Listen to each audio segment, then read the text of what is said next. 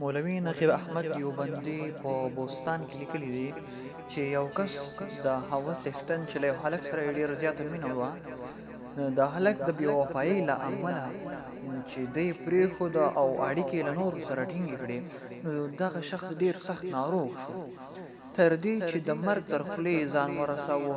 آه او فریاد یې شروع کړل او روح یې د وطن پړاو ته ورسېد. خلکو ورته د شهادت د کلمې تلقین ورکړ، خو هغه بدمرغه انکار وکړ او دا کلمات یې په خوله راوړل چې د جانان یعنې د هلک خوښي راته د الله پاک له خوښۍ څخه خوږه ده، او په همدې مهال یې روح والوت او بې ایمانه یې له نړۍ څخه د ژوند ټغر ټول کړ. ای د حسن لیونیه، خو کې باوري یم چې له داسې پیښو سره به ډېر مخ شوی یې.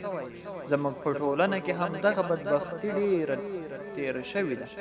ډېرو خپل پلرونه، ورونه، میړونه وغیره د مجازي مینې له کبله له لاسه ورکړي. الله دې موږ ترې وساتي.